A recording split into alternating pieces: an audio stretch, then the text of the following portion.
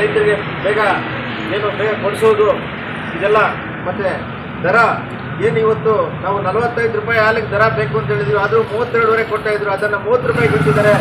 ಅದನ್ನು ಈ ಕೂಡಲೇ 32ವರೆ, ಕನಿಷ್ಠ 32 ಸದ್ಯಕ್ಕೆ ಏನು ಮೊನ್ನೆ 5ನೇ ತಾರೀಕು ಏನು ಕಡಿಮೆ ಮಾಡಿದಾರೋ ಅದನ್ನು ಪುನಃ ಅಟ್ಲೀಸ್ಟ್ ಆ ಸ್ಟ್ಯಾಂಡ್ ಆದರೂ ಮಾಡಿ ಮುಂದಿನ ದಿನಗಳಲ್ಲಿ 45 ರೂಪಾಯಿ ಅಥವಾ 50 ರೂಪಾಯಿ ಒಂದು ಲೀಟ್ರ್ ಹಾಲಿಗೆ ಕೊಡದೇ ಇದ್ದರೆ ರೈತರ ಏನು ಹೈನುಗಾರಿಕೆ ಒಂದು ಉದ್ದಿಮೆ ಹಾಳಾಗೋದು. ಈಗ ಹಾಲಿಗಳಾಗಲೇ ಸ್ಟಾರ್ಟ್ ಮಾಡಿಬಿಟ್ಟಿದ್ದಾರೆ. ಹಿಂಗೇನು ಕಪ್ಪ ನಮ್ಮ ಪಾಲ್ ಪಿಂಡಿದೆ, ಇನ್ನೇನಕ್ಕಪ್ಪ ಈ ಉದ್ದಿಮೆ ನಾವು ಹೊಸಲೆಲ್ಲ ಮಾರ್ಕೊಂಬೇಡ, ಸುಮ್ಮನೆ ಇದೇನು ಆಗೋದಿಲ್ಲ ಅಂತ ಆ ರೀತಿ. ಆದರೆ ಒಂದು ಸಹಕಾರಿ ಉದ್ದಿಮೆ, ಒಂದು ಕೋಲಾರ ಹಾಲು ಒಕ್ಕೂಟ ಅಥವಾ ಕರ್ನಾಟಕ ಹಾಲು ಮಹಾಮಂಡಳಿ ಅಂತ ನಾವು ಏನು ಇಟ್ಕೊಂಡಿದ್ದೀವಿ ಇದೆಲ್ಲ ಪೆಟ್ಟಾಗ್ಬೋದು.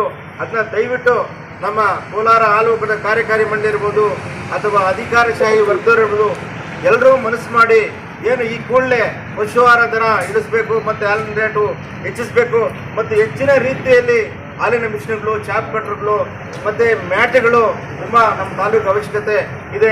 ಇದೆಲ್ಲ ತರಿಸ್ತಾರೆ ಮತ್ತು ಈ ಸಮಸ್ಯೆಗಳನ್ನು ಸರ್ಕಾರದ ಮಟ್ಟಕ್ಕೆ ನಮ್ಮ ಕೋಲಾರ ಹಾಲು ಒಕ್ಕೂಟದ ನಮ್ಮ ಮುಳಬಾಗ ಶಿಬಿರ ಎಲ್ಲ ಅಧಿಕಾರಿಗಳು ತಗೊಂಡೋಗ್ತಾರೆ.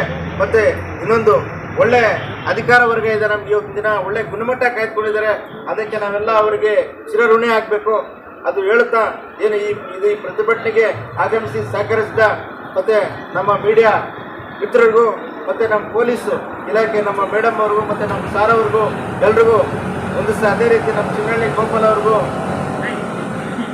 ಸ್ವಾಗತ ಹೇಳ್ತಾ, ನಮ್ಮ ಹಿರಿಯರು ಅದು ನಮಗಿಂತ ಜೋರಾಗಿ ಮಾತಾಡ್ತಾನೆ ಇವತ್ತೇನ ಇದರಲ್ಲಿ ನಮ್ಮ ಸ್ನೇಹಿತರು ಈ ಒಂದು ಪ್ರತಿಮೆಗೆ ಸಹಕರಿಸಿದ ನಿಮ್ಗೆಲ್ರಿಗೂ ಹೊಂದಿಸಿ ನಮ್ಮ ಮಾತು ಮುಗಿಸಿಕ್ಕೆ ಸರ್ ಒಂದು ನಿಮಿಷ ಮನವಿ ಕೊಡ್ತೀವಿ ಸರ್.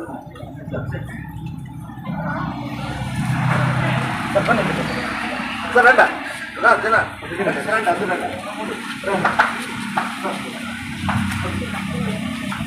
ಇಟ್ಕೊಳ್ಳಿ ಸರ್, ಸರ್ ಇಟ್ಕೊಳ್ಳಿ.